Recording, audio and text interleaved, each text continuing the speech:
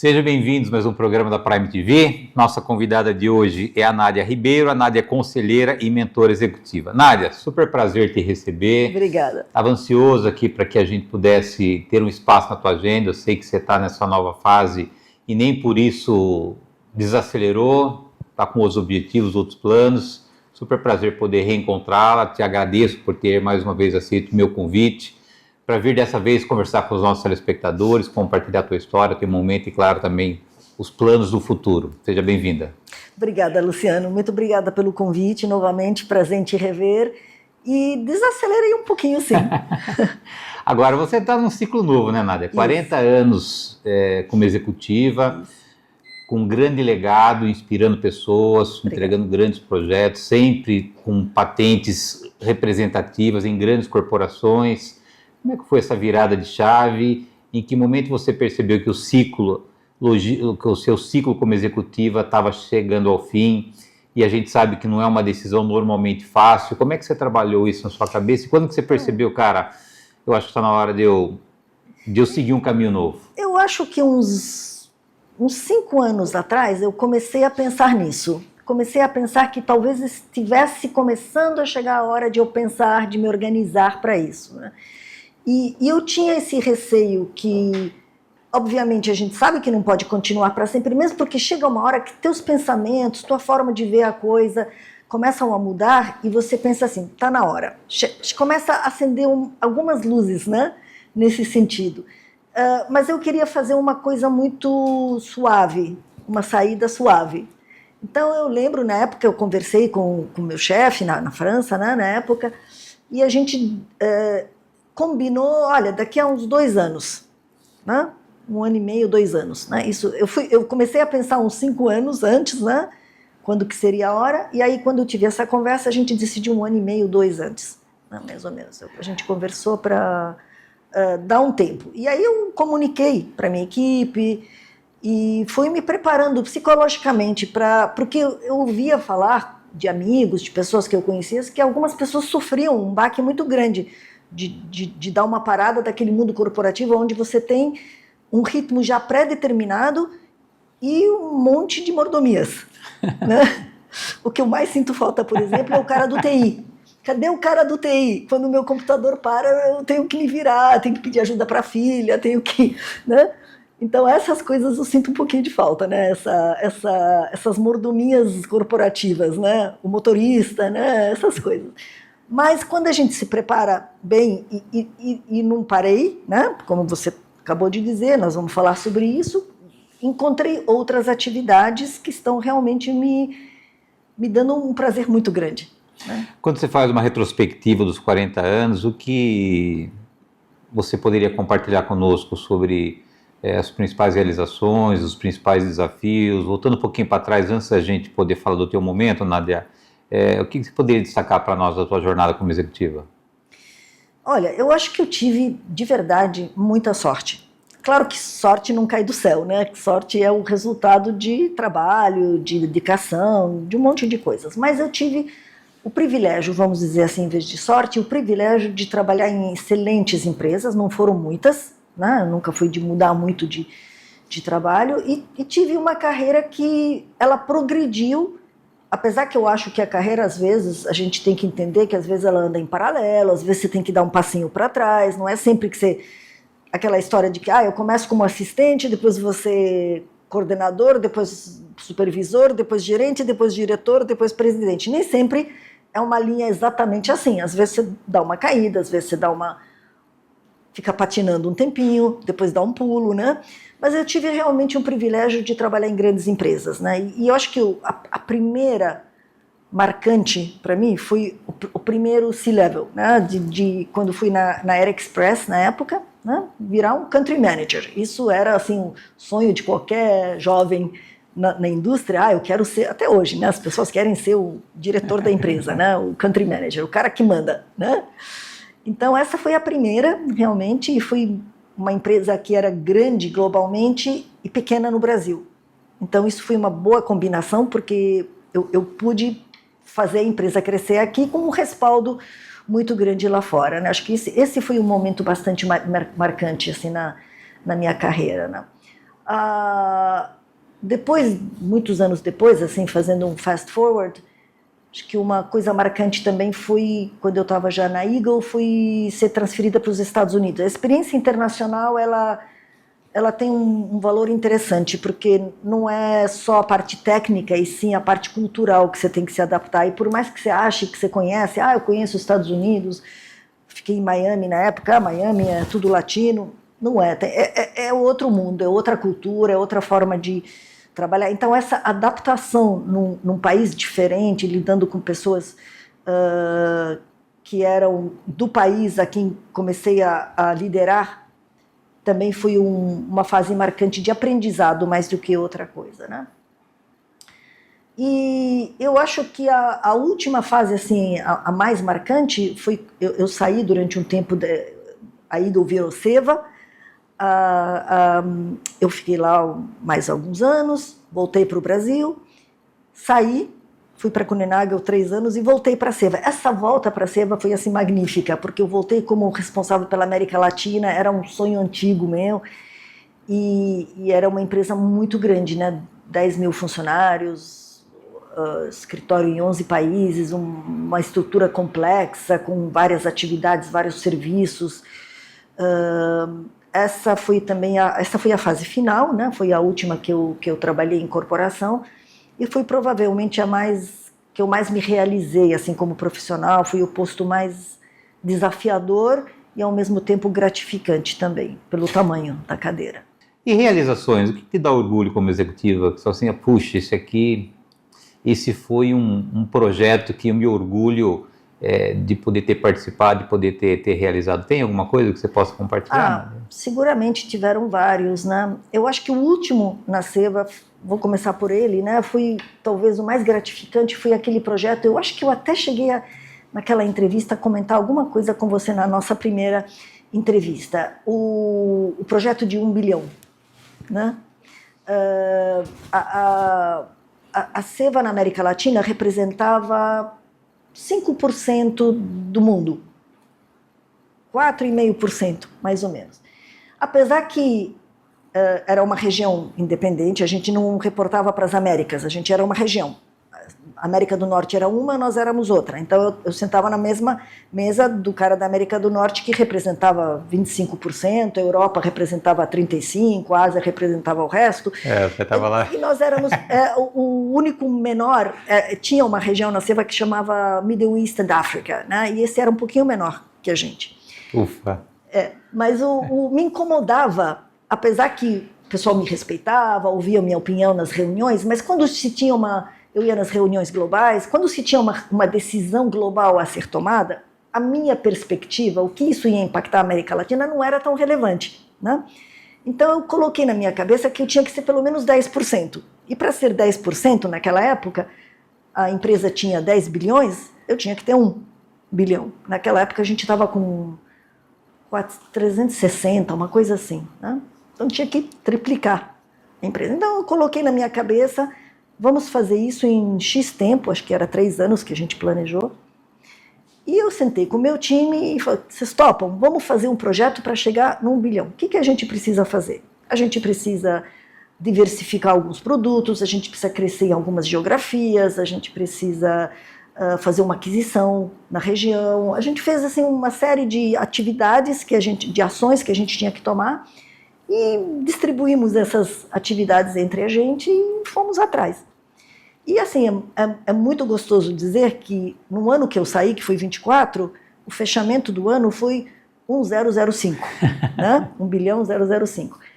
Esse foi um projeto muito legal, muito gratificante. Não cheguei nos 10%, porque a empresa cresceu muito mais. A empresa fez umas aquisições grandes globalmente, então não cheguei nos 10%, mas cheguei no bilhão que eu queria, né? E isso foi muito, muito gostoso. Ter uma visão, criar uma visão, fazer com que teu time compre essa visão. E aí fazer um planejamento de como vai chegar, porque não adianta dizer assim, vou chegar no bilhão, vamos lá, gente, vamos fazer um esforço. Tem que planejar como que você vai chegar no bilhão, se hoje você está com menos do que 400, né? Tem que ter um plano, né? Tem que ter uma ideia de como que você vai chegar lá, né? Então... Agora, não existe vida cor-de-rosa, né, Nádia? Quando a gente olha para você como executiva, né? Você, de fato, é uma pessoa respeitada, admirada, que inspira pessoas, carreiras no mercado, mas eu imagino que você precisou pagar alguns preços para você chegar onde você chegou, né? Quer seja como mulher, quer seja como mãe, como esposa, com família. Quais foram os maiores preços que você precisou pagar para você chegar como uma grande líder no mercado hoje, como você é reconhecida, Nádia? Você falou assim, não é um mundo cor-de-rosa sempre, então talvez um pouquinho mais para frente a gente possa falar de outros desafios, né? Mas você está se referindo mais ao equilíbrio da vida pessoal, né? Olha, eu sempre trabalhei muito, mas, engraçado, eu não me considero uma workaholic. Talvez ninguém vai concordar comigo. Ninguém que trabalhou comigo vai concordar.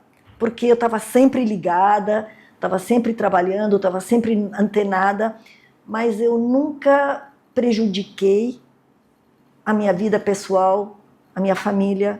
Quer dizer, tentei, pelo menos, não fazer impactos assim, tipo, não...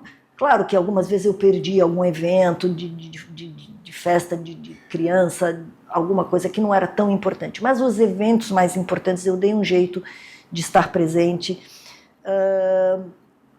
Eu fiz muitos trabalhos dentro da empresa sobre o posicionamento de mulher, a gente fez muitas coisas nesse sentido, e tinha uma frase que eu sempre falava para as meninas, né? Eu falava assim, vocês podem ter tudo, você não precisa escolher. Eu vou escolher se eu vou ter carreira, ou se eu vou fazer uma carreira, ou se eu vou ter um filho.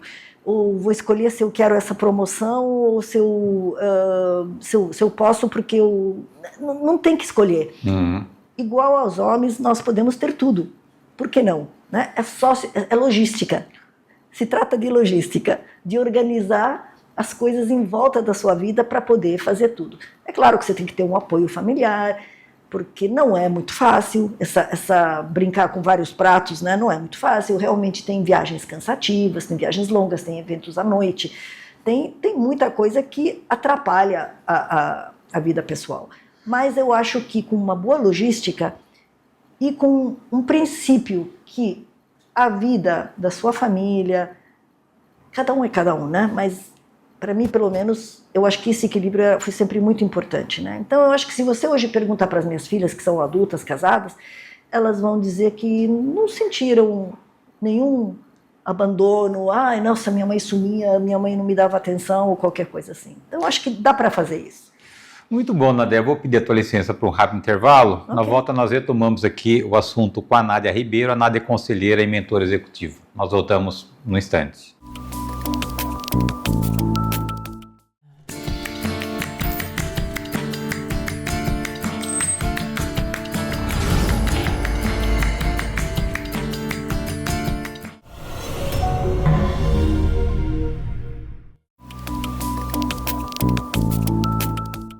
Voltamos. Nossa convidada de hoje é a Nádia Ribeiro. A Nádia é conselheira e mentora executiva. Falamos da sua carreira, da sua trajetória como executiva no primeiro bloco.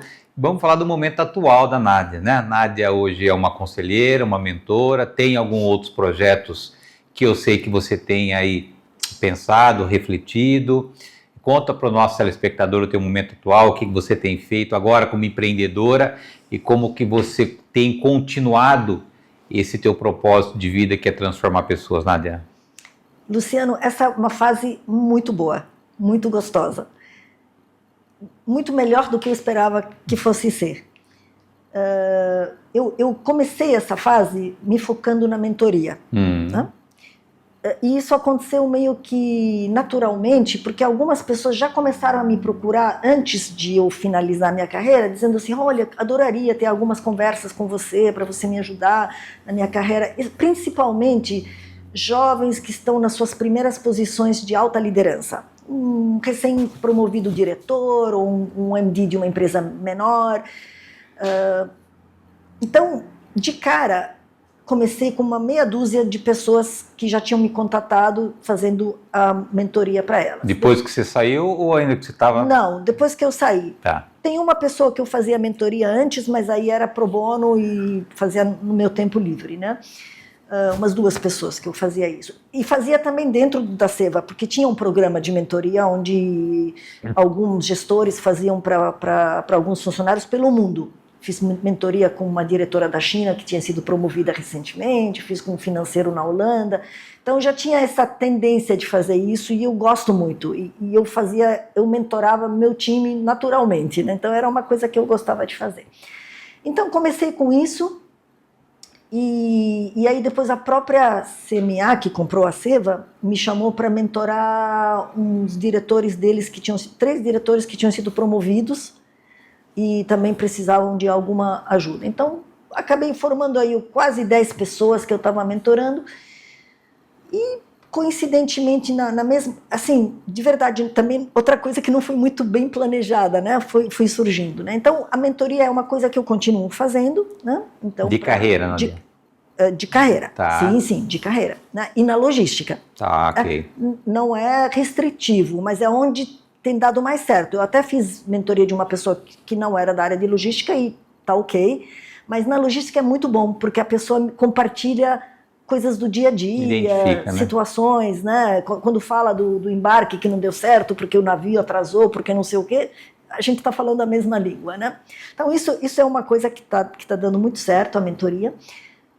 Fui chamada 2 vezes por empresas de fundos de investimento, indicada por alguém, assim, olha, não, fala com a Nádia que acho que ela pode ajudar. Fundo de investimento que está comprando uma empresa de logística e que quer uma ajuda no planejamento do plano de negócio ou para preparar o material que vai oferecer para os investidores, para que eu possa explicar como que essa empresa pode ser maximizada, como que ela pode fazer um plano de negócio de 3 anos, essa empresa pode crescer o dobro se você fizer uma ação assim ou assim. Então, eu fiz uma e estou finalizando uma segunda, né? Isso foi uma outra coisa que aconteceu e que eu gosto muito de fazer. Eu acho que fica numa arena bem estratégica, né?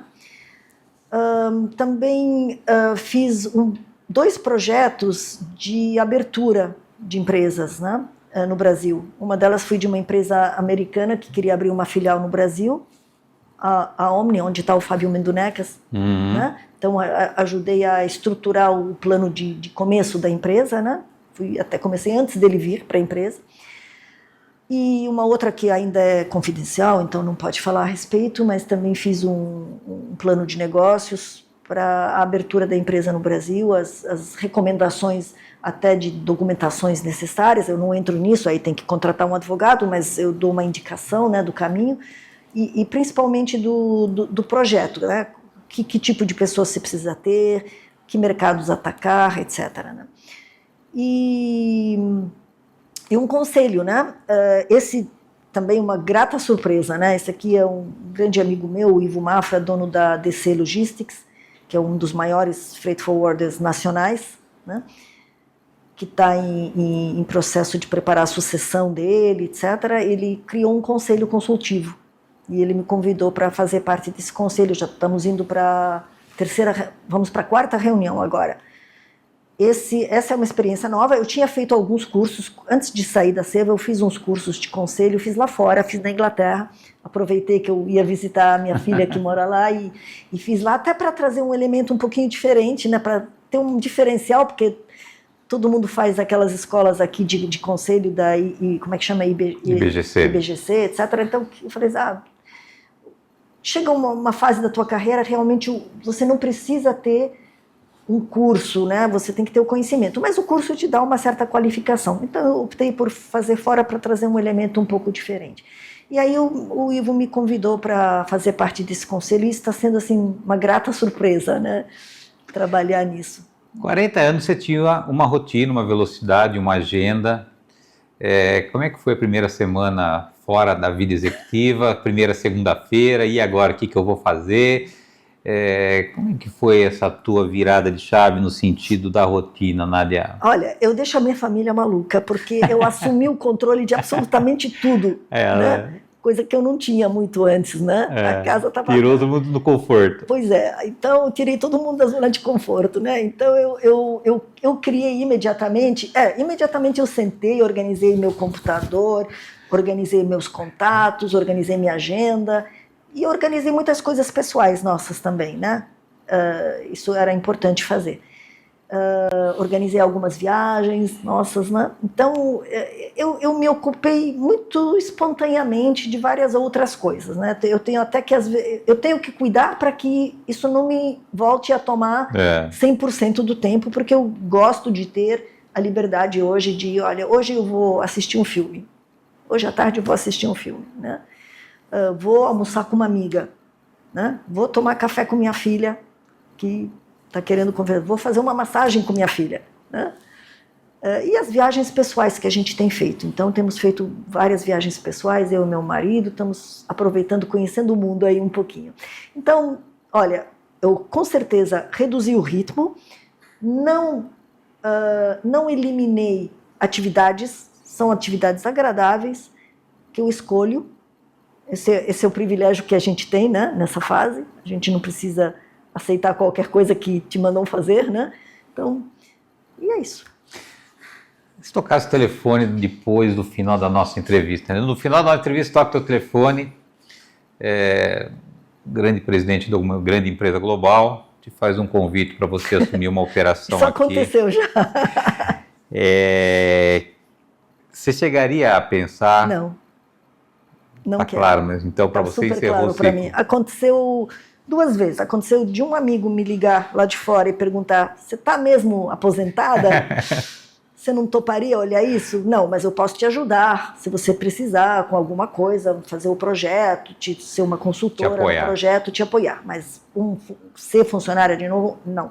E aconteceu também, aí já não era um convite, era para participar de um projeto, de uma seleção. E também declinei. Não quero mais, de jeito nenhum. Falando em relacionamento e networking, a gente acabou sendo conectada por uma amiga em comum, que é a Marisa Fernandes, uma amiga querida. Grande amiga. Uma baita de uma executiva, de um ser humano. O quanto que o network foi importante na tua trajetória, Nadia? O quanto você conseguia nutrir relacionamento, desenvolver relacionamento, porque a gente sabe que um presidente de uma grande empresa tem uma agenda bem concorrida, né? Como é que você conseguia... não negligenciar os relacionamentos e a importância que os relacionamentos tiveram para que você chegasse onde você chegou? Luciano, você me conhece, né? E você sabe que eu não sou muito festeira, né? Eu nunca gostei muito de ir em muitos eventos, participar de jantares com pessoas desconhecidas, câmaras de comércio, etc. Às vezes eu ia porque tinha que ir, etc. Mas o meu network se criou na prática, num 360, né? Dentro da empresa onde eu trabalhava, então não só com as pessoas que eu tinha que lidar no dia a dia, que eram meus funcionários, mas também com os meus colegas dos outros países, com meus superiores, com meus colegas para baixo, para cima, para o lado, dentro da própria empresa. E no mercado, nas empresas que eu trabalhei, então trabalhei em 3, 4 empresas antes, nessa última também, então isso criou uma gama de pessoas que me conheciam, que me lidavam comigo no dia a dia. Então esse já era o grande network, né? Os fornecedores, companhias aéreas, companhias marítimas, tinham um ótimo relacionamento com elas, e os clientes, com certeza, que eram uma grande prioridade minha. Eu sempre tinha muito esse viés comercial, né? Então eu gostava muito de visitar os clientes, de ter um relacionamento. E quando você cria um relacionamento onde você respeita, cria uma empatia com as pessoas, eu sempre prezei muito isso, bom relacionamento com as pessoas. Eu nunca fui aquela executiva que eu mando aqui, eu que tenho a palavra última, etc. Eu sempre fui muito desse viés, que inclusive estou incluindo na minha mentoria, de diplomacia corporativa, né? De se relacionar bem com as pessoas, de não criar... aquela frase que a gente falou agora há pouco, né? Construir pontes. E não paredes, né? Com as pessoas. Essas conexões fizeram com que quando eu fui olhar no meu network, de repente eu vi, eu que achava que não tinha um network, eu tinha um network gigante, né? E que acabou me trazendo para uma consultoria, para uma mentoria, alguém que me conheceu, que já lidou comigo, então foi por aí. Eu acho super importante, super importante. Muito bem, Nádia, super prazer voltar a te ver bem nesse novo ciclo, e mais Obrigada. do que te ver bem, te ver feliz. Isso para mim fica claro quando eu olho para você, eu vejo que você está de fato vivendo um novo ciclo, e um novo ciclo com plenitude. Então, obrigado pela tua amizade, obrigado pelo carinho sempre. O convite é permanente, sempre que você tenha algo para poder compartilhar com os nossos telespectadores. O convite é sempre, está sempre de pé, Nádia. Obrigado. Tá bom, Luciano, muito obrigada. Obrigado, telespectador, pela tua audiência. Obrigado por esse encontro semanal aqui na Prime. Lembrando que o programa Inédito vai ao ar toda terça-feira, 9h30 da noite. Aguardo vocês na próxima semana. Até lá. Programa Prime Leads. Um oferecimento JC Gestão de Riscos. Qualidade tem nome.